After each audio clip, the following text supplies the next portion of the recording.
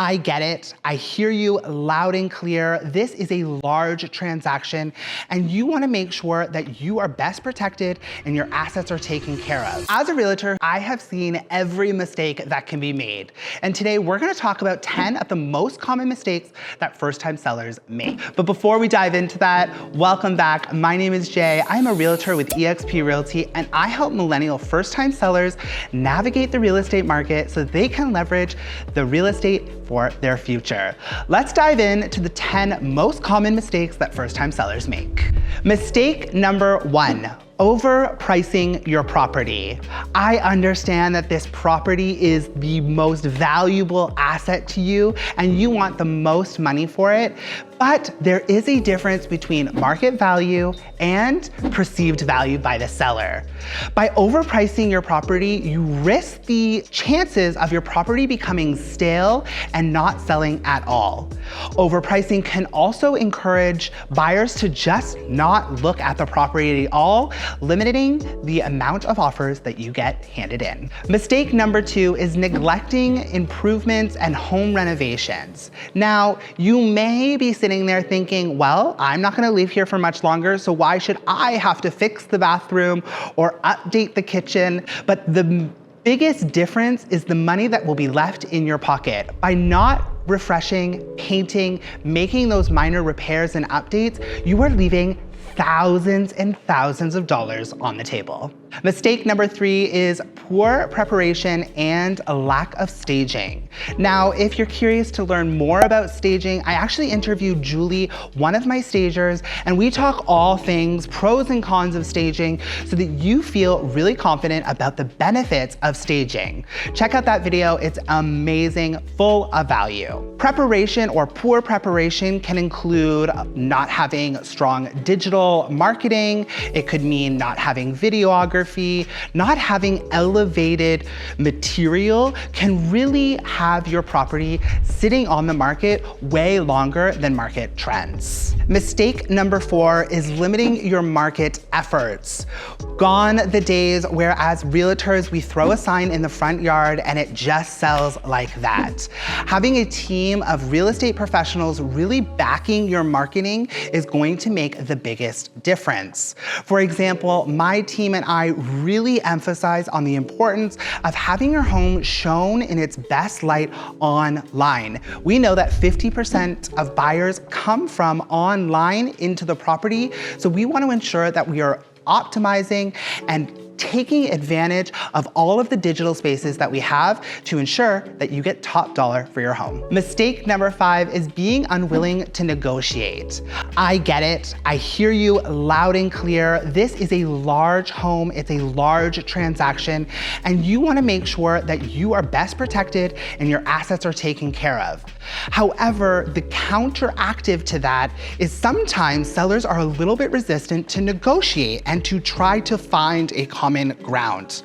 At the end of the day, it is your home and you are fully in control, but tying it back to your why, understanding the importance of selling your home will ensure that you come to the table willing to have conversation. At the end of the day, both buyers and sellers are looking to just get a deal done. Mistake number 6 is ignoring feedback. Something that I do with all of my listing and seller clients is that we have something called Feedback Monday, where I gather the information from the previous week from those buyers and those agents that have walked through your home, and I present the feedback to you. Being open to the feedback and changing the things that we can really can make a difference in the progress of selling your home. For example, I was selling a property and the room had a king-size bed in it without 2 side tables.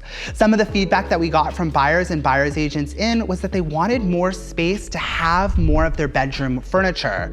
So me and Julie partnered together and we downsized the bed to ensure that there was space for a dresser and 2 side tables. And this really showed the versatility and the expansion of that room. Mistake number 7 is failing to disclose information about your home. As a seller, it is your legal responsibility to disclose information to future buyers. Some of these disclosures can include, has there been flooding in your home?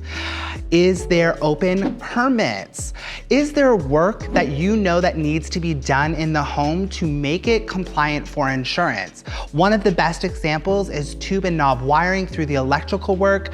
By being open and disclosing that up front, it allows the buyer to make an informed decision, and it gets you off of the liability hook if that buyer then tries to turn around and hold you accountable for one of those disclosures. If you don't make the disclosure, there could be legal consequences, so we always want to be upfront and transparent. Mistake number 8 is poor timing. Now, I will be the first person to let you know that you can never truly time the market. However, there are some indicators on when you should best list your property. Some of those indicators, of course, are your seasonal cycle changes. We know historically through data that in the spring to summer market, it tends to be a little bit more hot, and then it slows down for that kind of heart of summer while people are away, traveling, going to the cottage, and then it turns back up right before school in the fall because people are trying to settle, get into the new schools for their kids. Something else to consider about timing is what is happening in the global, national, and provincial economics. What is the Bank of Canada doing? Where are they in the interest rate? Because allowing yourself to paint a picture of what is happening in the market is going to help limit the risk that your property stays on the market and gets stagnant and stale. If you're curious to identify when the best time to list your current property, take a look at the link below, book a call with me. I would love to talk about your specific home in your micro market and be able to provide this information free at cost to you so that you can make the most informed decision about timing. Mistake number 9 is not hiring a professional. And this goes beyond just your realtor. Having a professional team built on your lawyer, your inspector, stagers, your media team is really going to make the biggest difference. I can't tell you how many times I'm scrolling through the MLS and I see somebody literally taking an iPhone photo. This is truly watering down the experience of the buyer and ultimately not selling your home. Mistake number 10 is allowing your emotional attachment to derail your decision-making during the listing process. And what do I mean by this? I myself have sold properties that I have loved and have had full emotional attachment. The reality is, these places are often where a lot of firsts happen, birthdays, celebrations. Maybe you've brought home a child or a fur baby to your home. There's a lot of memories and a lot of emotions that are tied up in this home. Sometimes sellers can really get caught up in those emotions and it derails their thought process and their decision making during the sale or the transaction of selling their home. So be really level set. And this is really why I emphasize having a clear why at the beginning of your listing process, because when things get a little too emotional, they get a little heated, we can tie back to that why and get really clear on why we're doing all of this. So number 10 is not to get too emotional that it starts to derail your decision-making process. If you have made it through this video, you now know the 10 most common mistakes that first-time sellers make, and you are not going to make them when you're ready to sell your first home. If you have other questions about the home selling process, then I encourage you to check out the Seller's Guide. There's a link down below. Our free guide is jam-packed with tips, tricks, and information so that you can best navigate the selling of your first home. Feel free to fill out the link below. It will instantly get emailed to you, and you will have access to literally a manual that will walk you from the why all the way to closing on your first sale. We love creating videos like this, and if you found value in this, please like, subscribe, follow, and we'll see you next week.